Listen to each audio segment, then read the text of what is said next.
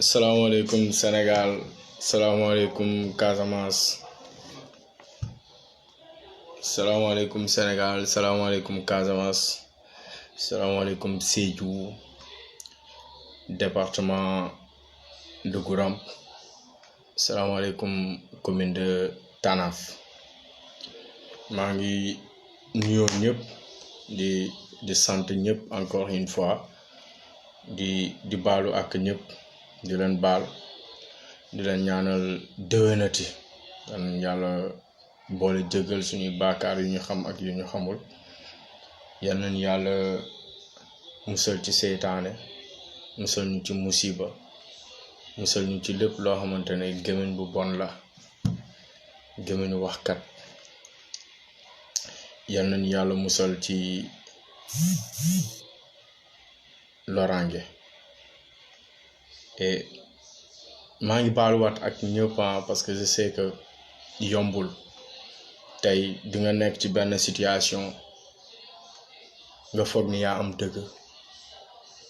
nga foog ni yow li nga def yëpp neex na ñëpp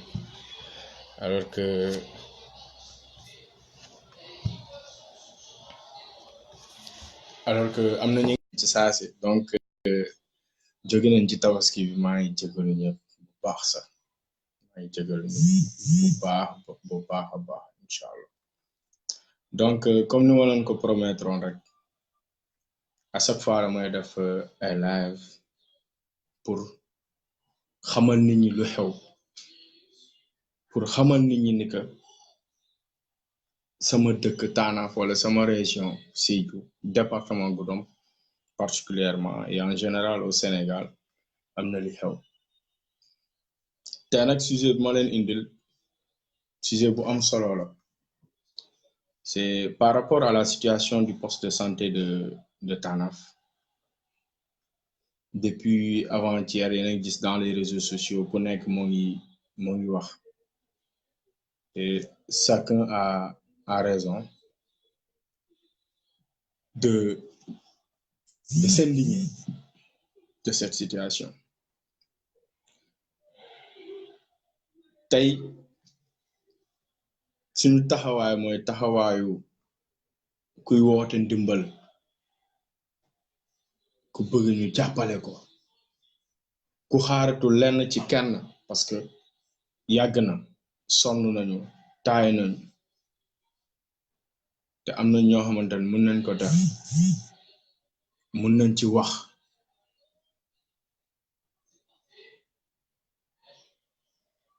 mais ñoo ngi noppi waxuñu ci donc ñun tey combat bu ñu yàgg a mëne xeex bu ñu yàgg a mëne moom la ñuy continuer di mëne xaaruñu ci kenn combat bi dañ koy mëne ku koy dëgg mu dëgg ku dul dëgg tamit ñu xam ne dëggoo mais dañ koy def boo leen xoolee man ci sama page Facebook depuis des années maa ngi condamné situation bii nii et Dieu merci aujourd'hui il y a des jeunes qui sont conscients et qui savent qu'on n'a plus le droit de se taire car ça sera un crime alors bi ma nuyoo ñëpp encore sama imam bi imam Abdoul Aziz Kémo Sagna bu Tanaf di ko nuyoo bu baax ndax ay ñaanam ñoo ngi dal yow waa Tanaf yëpp jeunesse consciente bi yëpp ñoo suñuy papa ak suñuy yaay ñoo ñëpp tout le monde alors te situation bi lii la à Tanaf il y a plus d'un an je veux dire il y a plus d'un an amuñu ambulance imaginez dëkk bu mel commune bu mel ni Tanaf boo xamante c'est à quelques kilomètres de la Guinée-Bissau amuñu ambulance c'est à plus de 25 kilomètres de Goudomp où se trouve le district sanitaire c'est à plus de 65 kilomètres de Kolda à 15 minutes de véhicule je pense bien de Sédhiou te boo demee ba Sandiniéry da ngay jël pirogue nga dem Sédhiou. Vous voyez un peu ce que je veux dire.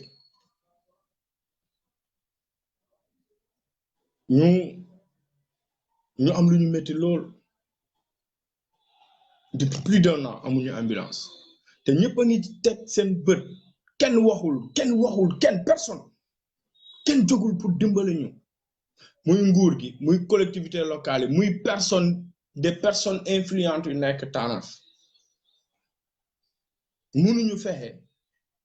ñu dajale seen doole parce que kenn mënu ko ñu dajale seen doole ñu mën a ne baale ñu dimbale waa Tanaf ñu bañ a xaar dara ci nguur gi ñu dimbale la.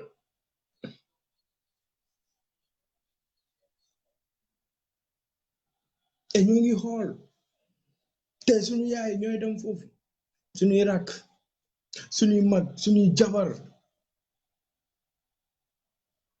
ñoom ñoo fay dem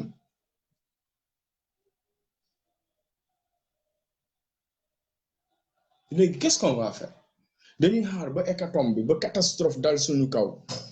ñu commencé di dajale xaalis wala ki décédé ke ñu koy jëndal nag wala di ko jëndal essence wala di ko jëndal lu ne pour ses funérailles non je dis non on doit pas le faire waruñu ko def waruñu ko nangu on doit aller au-delà de ça mooy mieux vaut prévenir que de guérir tey ñun loolu lañ nekk di def et je remercie de passage Ansou Sané parce qu'il a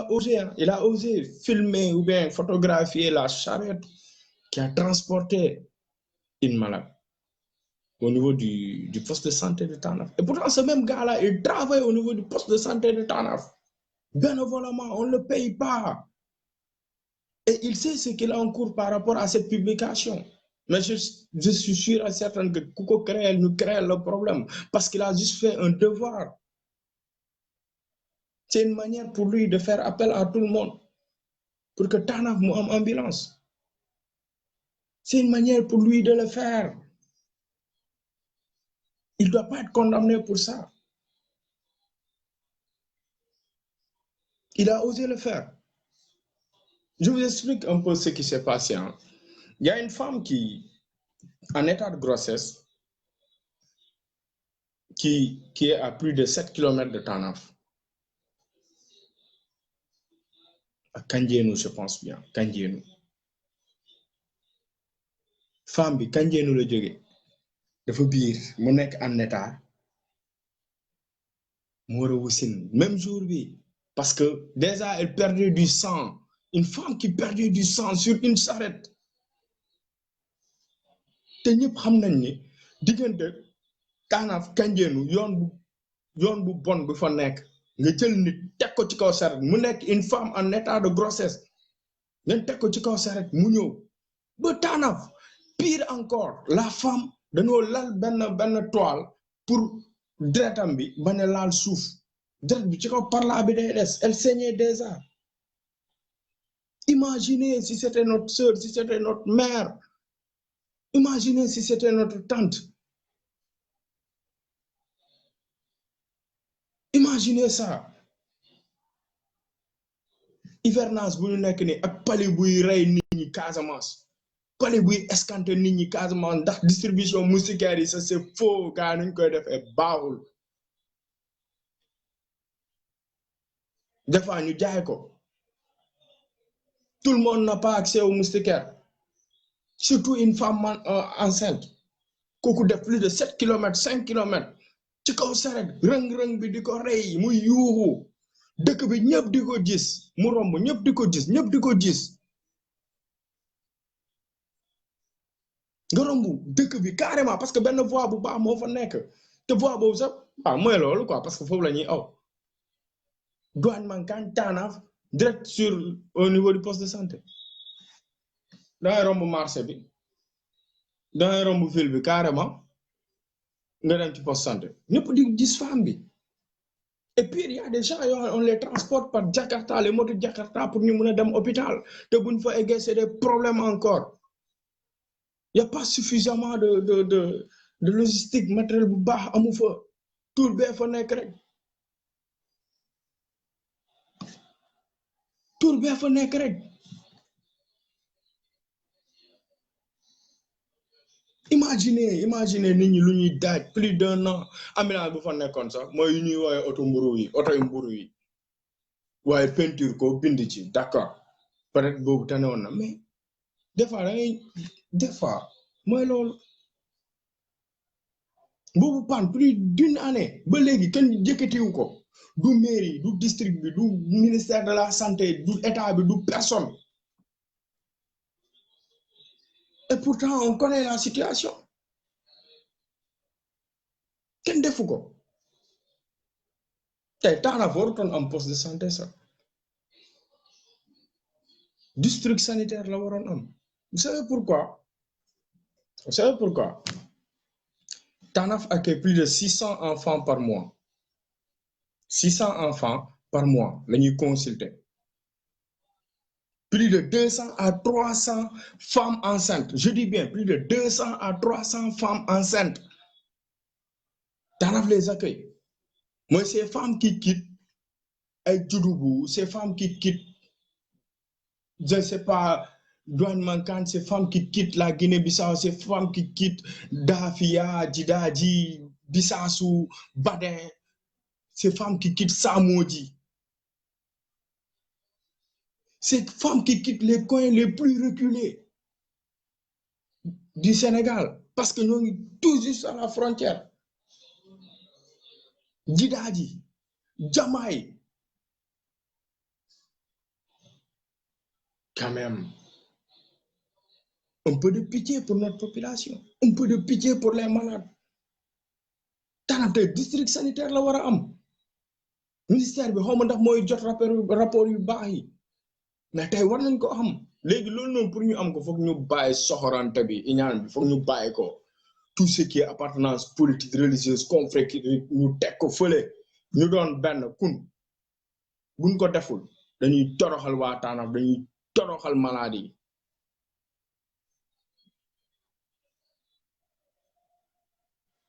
dañ leen di toroxal pour des questions politiques ces idioties là maa jégalu c'est Tanaf qui nous Tanaf moo ñu intéressé du leneen Tanaf moo ñu intéressé mu nekk politique mu bañ a nekk politique on a toujours mené un combat pour Tanaf et on continue ce combat là donc si certains ñoo ngi toog fii di fenn di wax ay wax non c'est de l'intox Ansou est-ce que Ansou osé na def intox je pense que ñëpp gis nañ image bi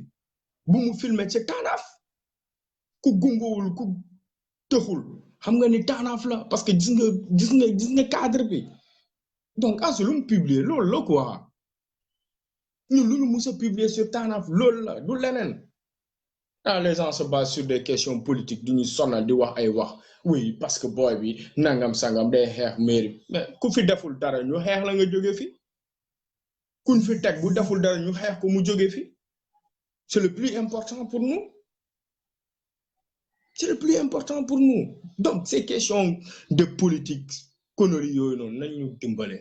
ñun Tanaf moo ni ñor ñu def politique ñu ñàkk a def politique dañuy xeexal Tanaf et je pense que engagement boobu noonu ñëpp xam nañ ko ci ñun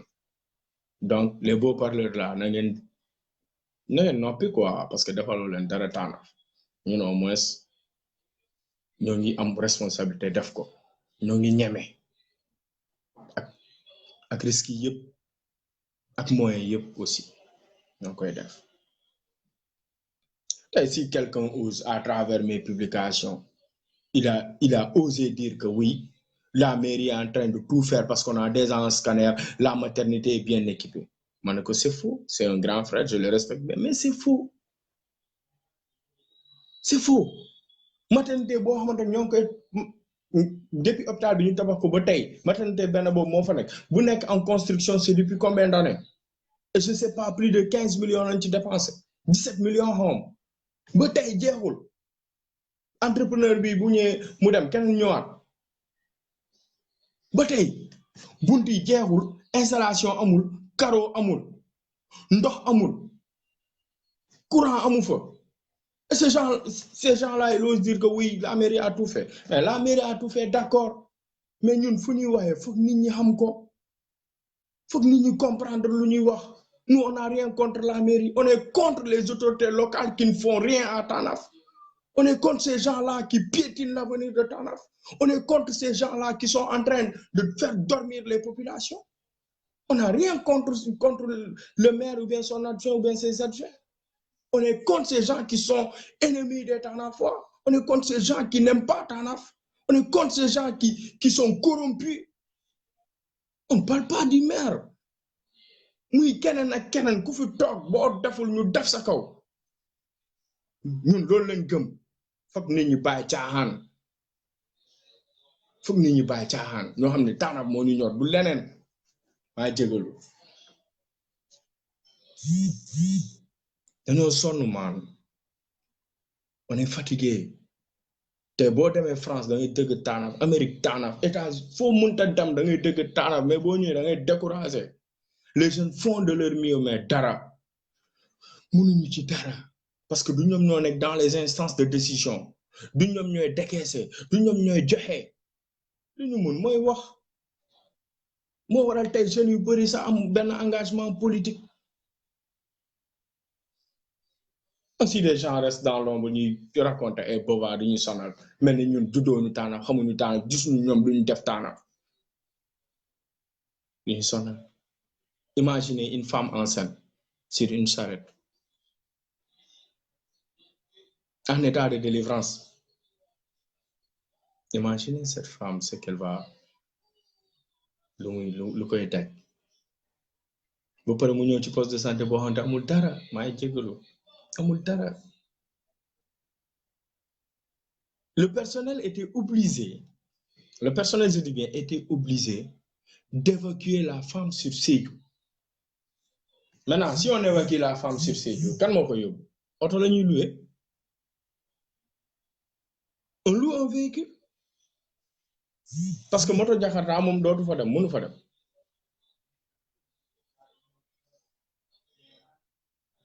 déjà Tanaf amul ambulance léegi kooku nu muy dem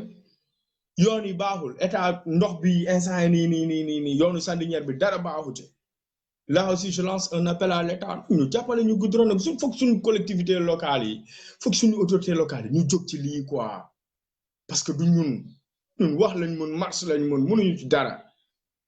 mais foog ñu bàyyi ces questions de politique là ñu téye affaire yi mu dëgër ñoo xam ne intérêt collectivité locale yi moo ñu soxal nañ bàyyi seen affaire de appartenance politique yi nañ ko teg fële nañ ko teg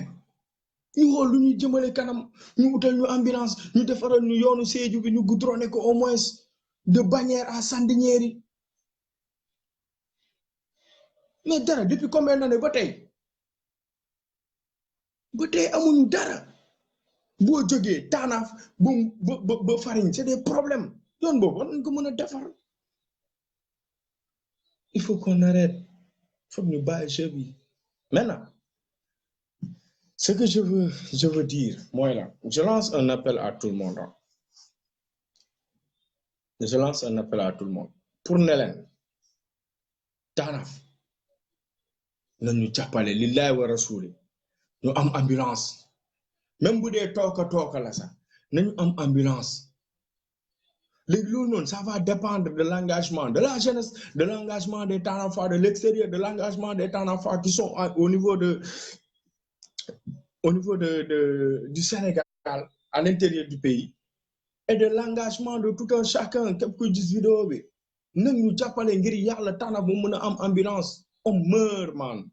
ñoo ngi dee mënuñu leen wax luy xew mënuñu leen wax lu fa nekk parce que nit ñi ñoo ngi souffrir benn yoon baaxul nga jël nit teg ko ci saret nga ne ko danga ko yóbbu ci poste de santé boo xam ne amul dara mooy damul dee fa mourir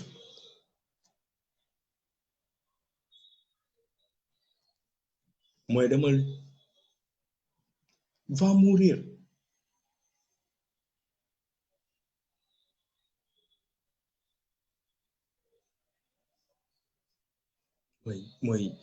mooy par exemple boo ne 600 enfants par mois 200 femmes enceintes dans un poste de santé boo xamante ne amul ambulance poste de santé boo xam ne maternité bu baax amu fa parce que maternité bu fa nekk instant nii bagage yu fa nekk le lit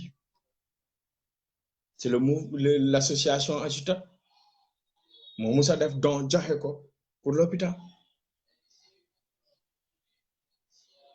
maternité bu ñuy wax grand bi muy wax dañ ko scanner dafa am scanner bien équipé mais qui l'a équipé il nous a dit que c'est la mairie ma ne ko non c'est un collectif des jeunes xawma lan affaire yi ñoom ñoo ko def dans tout le département poste de santé yi nekk ci département bi yëpp lañ jox lii lañ équipé presque encore une fois foog ñu bàyyi di nax nit ñi foog ñu bàyyi caaxaan bi foog ñu bàyyi caaxaan sinon Tanaf day yàgg a souffrir nañ xool lu ñu gënal ñu def ko te képp kuy Tanaf fa képp ku musa dem Tanaf xam nga réalité yu fa nekk xam nga lan moo fa nekk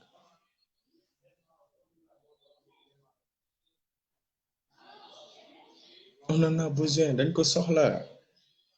nañ ko trop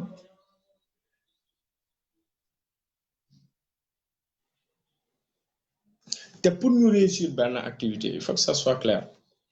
pour ñu réussir benn affaire dama ci ñëwaat encore foog nit ñi bàyyi naxante bi foog nit ñu bàyyi di dugal yi fi politique ci intérêt général foog nit ñi bàyyi di naan duma wax ak diw parce que day politique duma dem ci diw parce que du day def politique non mais ci diw bi ngay dem bu dee mun na la defara dara mais demal ci moom nga bañ a xool sa bopp yow say problème ak moom say problème la say problème ak moom yan la quoi mais bu dee Tanaf moo la concerne mais demal man y a des gens yoo xam ne Tanaf nii duma wax ak ñoom taluma leen taluñu ma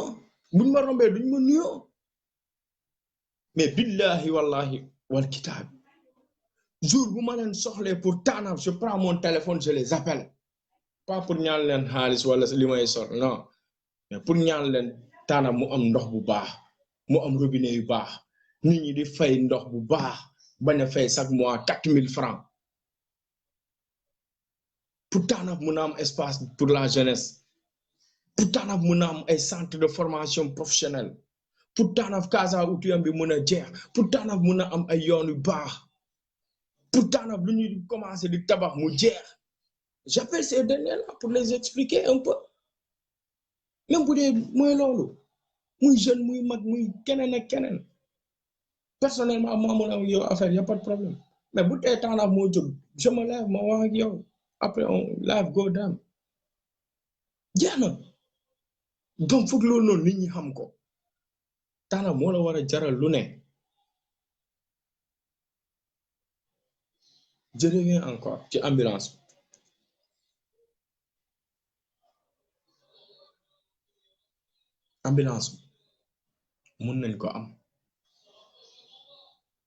mun nañ ko am bu dee ñu may seetaan ni yëpp ñu nekk samay ami Facebook ñu dégg samay xibaar ñu xam situation Tanaf même bu dee ku nekk 100 francs nga joxe mun nañu am ambulance bu dee nit mun na jël engagement def ko mun na ko def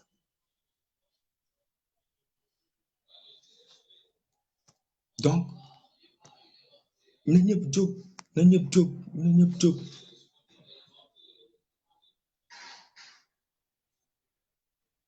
ñu contribuer ñu def ci seen kentalaay kattan pour que Tanaf am ambulance métti na trop depuis plus d'un an ambulance bu nekk en panne même bu dee baaxutoon sax mais moo ñu gënal saret quoi ambulance moo ñu gënal saret même bu dee tooga la moo ñu gënal saret parce que saret dafa bëri risque d'abord mbaam la saretu mbaam te xam ngeen mbaam nit bu la ne yaa ngi mel ni mbaam xam nga lu muy duggee ci yow mu nekk saret des trucs en fer et en bois sur des routes yoo xamante ne baaxuñu vers un poste de santé boo xamante ne c'est mal équipé qui transporte surtout une femme enceinte en état de délivrance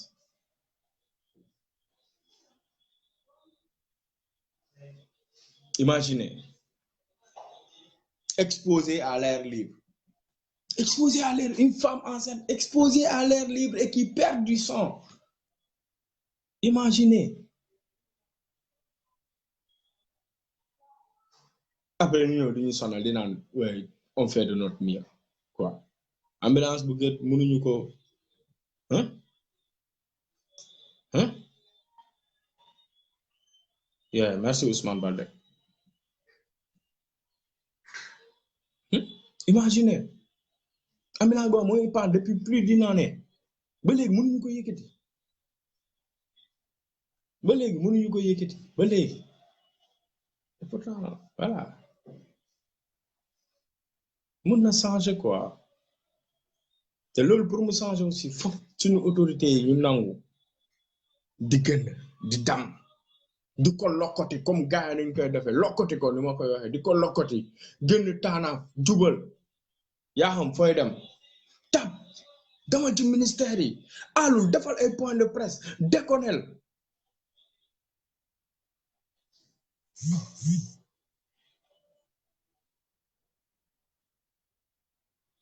merci yaa Jammeh Ousmane Balde autorité locale dafa war a mën a jóg dem uti ay contact ut carnet d'adresse bu baax ut ay partenaires ut des gens avec qui collaborer pour changer système u dëkk bi pour changer yoon bi nu mu mel pour changer dëkk bi nu mu mel affaire bi du taanaaf parce que suñu taxi yi du dara njuut yi ñuy dagg du dara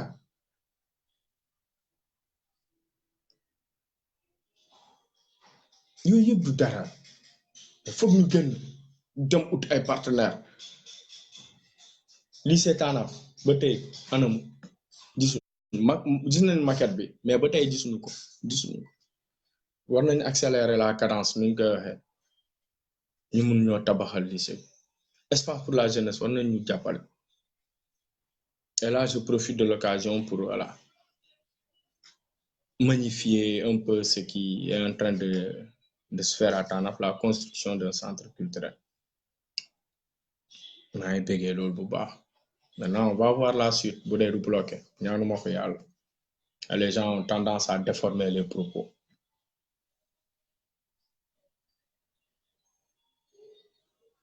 foog autorité yi jóg tapé ci bunt yi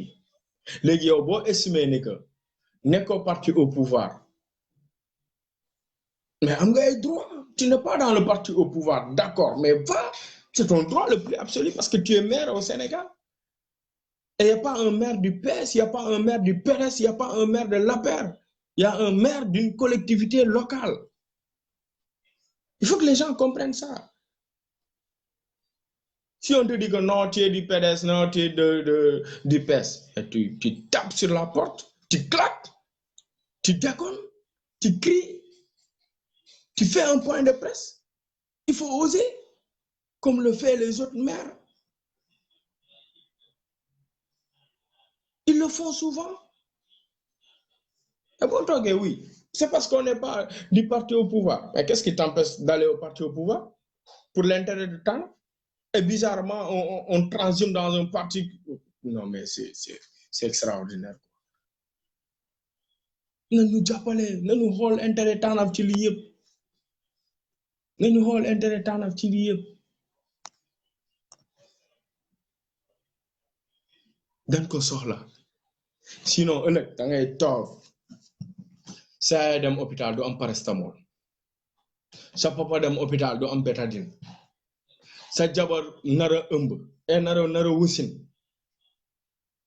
du am table bu muy tëddee du am oto bu koy yóbbu donc le message est là faut que nit ñu jóg wax ci lii nit ñu jóg wax ci lii sinon la catastrophe va tomber sur nous ñaanuma ko yàlla mais c'est scientifique lii c'est scientifique c'est pas religieux c'est des calculs qui sont là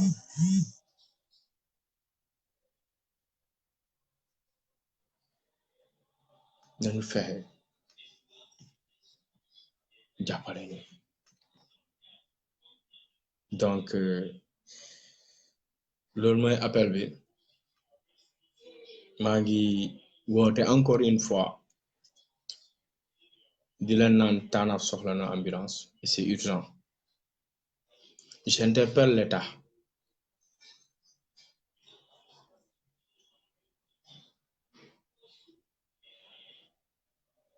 J'interpelle l'État. Ne leen y a une commune quelque part au Sénégal. Une commune quelque part au Sénégal qui est dans des difficultés sanitaires. Et je pense que sa doom buy souffrir boo ko yëgee danga koy jàppale. donc nguur gi na xam ne Tanaf ci Sénégal la bokk te doomi Tanaf kenn xamee ko reewande kenn xamee ko lakk tali kenn xamee ko lakk pëna kenn xamee ko saaga kenn xamee ko dóorante kenn xamee ko wax lu ñaaw moo tax jusque là les jeunes de Tanaf sont comme ça dañuy wax lu ñuy wax lu pare ci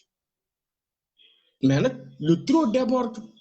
lu ëpp day tuuru buñ ñu pousser à la violence buñ ñu pousser ñu def loo xamante ne waruñu ko def nañ ñu jàppale. Les jeunes sont engagés, ils font de leur mieux, mais amuñu résultat. J'interpelle le ministère de la Santé. Ministère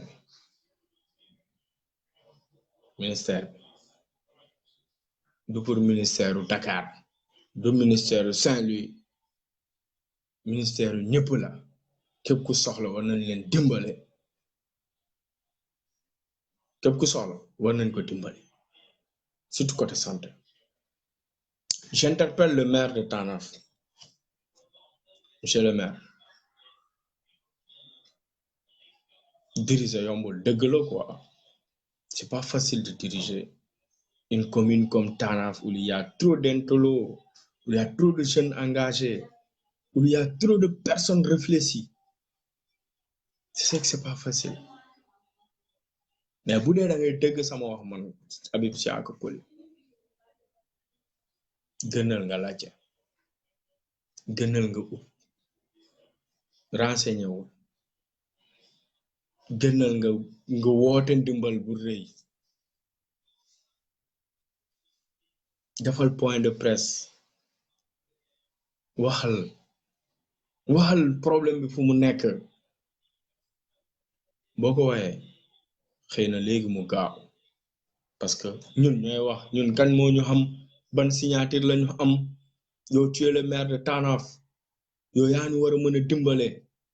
signal wootel bool télé yëpp nga toog ne leen soxla nañu nga xool mën naa am ay nit toog di la seetaan ñu mën ci dara parce que tu es le maire certainement ñooy naan booy bi dafa dof booy bi kii dafa dof moo ngi wax mais xamul lu muy wax mais bu dee yow la le maire boo ko defee gaa yi ne oh kii voilà kii c'est le maire de Tanaf kii c'est le maire de Tanaf moom mooy wax ni donc defal loolu. J'interpelle aussi les Tanafois de l'extérieur maa ngi leen di nuyoo bu baax je vous salue très bien mais je pense que boo leen ci defee dara rek mën nañ am ambulance quoi mën nañ am ambulance les Tanafois de l'extérieur bëri ngeen foofu trop macha allah donc boo leen sàndee seen loxo yi rek en un clin d'œil bu ñu dajalee lu ñu am rek Tanaf mun na am quoi mun na am ambulance. J'interpelle les xawma nu leen di waxee sax mooy fuite de cerveau waa Tanaf yoo xamante ne dañoo gën a nanguñu ñëwatuñu Tanaf dafa lañu Tanaf dara ñuy baax ko Tanaf des fils de Tanaf yoo ay DG lañu des fils de Tanaf yoo xamante ne ñoo ngi yor lu dul jeex ñoo ngi gérer ay entreprise des fils de Tanaf yoo xamante ne ay universitaire la ñu des gens yoo xamante ne yaa ngi leen di gis duñ dem Tanaf c'est une occasion pour yéen ngeen jàppale ñu jàppale leen ñu ngir yàlla jàppaleen ci sonn nañu.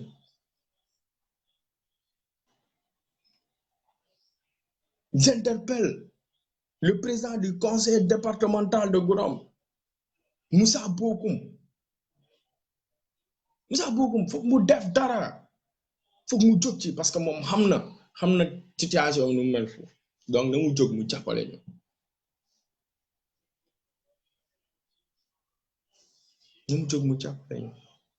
j'interpelle aussi Léon Zélé yaa ngi def dëgg la yaa ngi def sa kent laay kattan dëgg la mais man je t'interpelle foofu tamit dama bëgg mu leer parce que nit ñi comme ni ma ko waxee sànq rek dañuy wax rek seen gémmiñ leen yor dañuy wax rek loo teg ñu ne politique la loo wax ñu ne politique la loo bind ñu ne politique la ñun dañoo xeex suñu combat dañ ko yàgg a def du tey te ku dugg sama boîte Facebook da nga gis bu la neexee nga dem ba depuis 2010 ba tey nga xool ndax siyaaka affaire de politique moo tax muy wax musuñu ko xalaat donc Léon Zélé maa ngi lay interpellé bu baax di la ñaan nga jàppale ñu quoi bu dee mën nga ko nga jàppale ñu mën a am ambulance sinon nga contribuer ci am ambulance bi parce que lu kenn mën ñëpp a ko dàkk nga jàppale ñu am ambulance je pense que tey boo leen ko defee rek Tanaf du leen mën a fay quoi Tanaf du leen mën a fay comme ni ma ko waxee Tanaf reçoit plus de 600 enfants par mois 200 femmes enceintes enfants laa la wax ak femmes enceintes les adultes ñoom ñaata lañu ñoom ñëpp ci poste bi la ñuy dem te maternité bi ñoo koy tabax depuis des années ba tey jeexagul waaye foog gars yi bàyyi caaxaan jox ko entrepreneur boo xamante ne ni ñuy yëkkatee brique sax xamu ko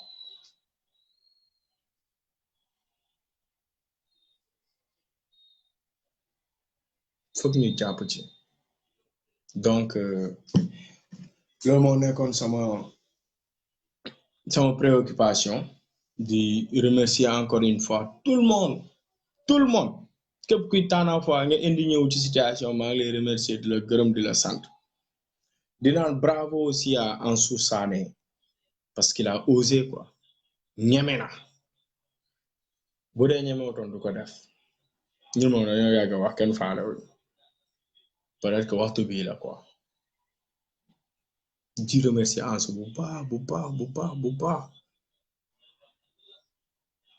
parce que ndaanaan la quoi avec tous les risques qu'il y a il a osé publier et on lui dit qu'on est avec lui ñoo ngi ak moom kenn mënu ci dara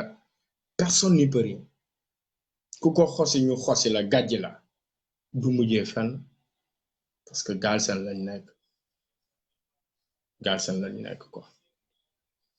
ensemble il faut se battre ensemble il faut mourir sinon périr mais personne ne va quitter le groupe personne donc sant yàlla bu baax tamit ci jeunesse Tanaf bi parce que ku jël comme mouvement Tanaf na banko ku jël comme Agitat ak ñeneen c'est des gens qui font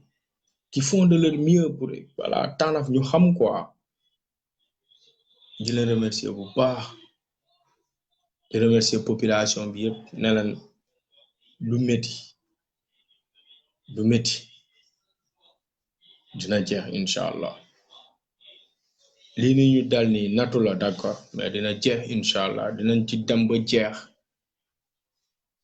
pour soulager seen souffrance pour génne métit bu fi nekk pour galère bu fi nekk misère bu fi nekk non pour mu gën quoi sinon mu wàññeeku dinañ joxe corps et âme dinañ joxe guddi ak bëccëg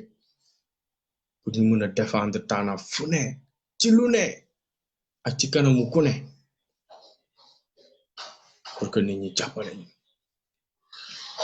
di remercier les notables de Tanaf les chefs de quartier ne leen ñu bokk ci combat bi ñu bàyyi nëbbatu bi ñu bokk ci combat bi buñ bokkee ci combat bi day changer buñ bokkee ci combat bi chef de quartier day changer TANAF depuis 1840 lañ ko créé ci ni ma ko déggee 1840 ba tey imaginez 1840 ba tey loolu yàgg na du tey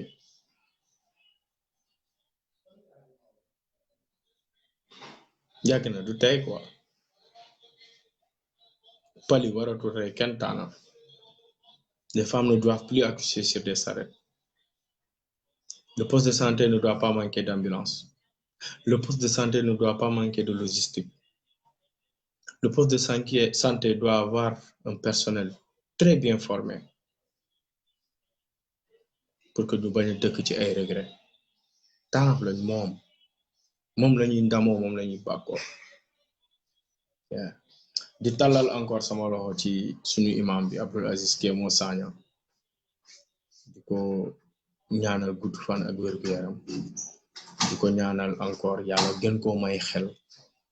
yàlla gën koo may kattan yàlla gën koo may doole pour njabootam bien sûr mais pour TANAF aussi parce que xam nañ lu muy liggéeyal TANAF xam nañ lu muy def pour TANAF xam naa ñaan yu muy def pour TANAF ñaan yu ñuy defal ñun tamit sinon kon heure bii nii mooy loolu donc sant yàlla bu baax di ko gërëm di ko remercier di remercier le chef de village de TANAF di ko remercier bu baax a baax parce que ñoom ñoo yor secret yi ñoom ñoo yor TANAF tous les villages environnants maa ngi leen di gërëm di leen sant ne ñoo leen bokk ci combat bi nii boo leen ci bokkee dañuy am ambulance et certainement am na ku ñuy déglu mun na def intervention pour ñu mun a am lii donc maa ngi ñaanal ñëpp di sant ñëpp à la barka fam-fam donc sama wax bu amee déplacement ngeen jëgal ma baal ma xam ne doomi aadama kese la dafa amoon li nekk ci man foog ma génnee ko bu rafetee tamit ngeen xam ne suñu borom la yàlla kun moo tax ñuy wax donc alhamdulilah damay jeexalee nii rek gars yi xam nañ ni tàmm naa ko wax le vrai activiste c'est pas celui qui te dit que le marigot est sale mais c'est celui qui plonge dans ce marigot pour le rendre propre bàyyi leen ci xel incha allah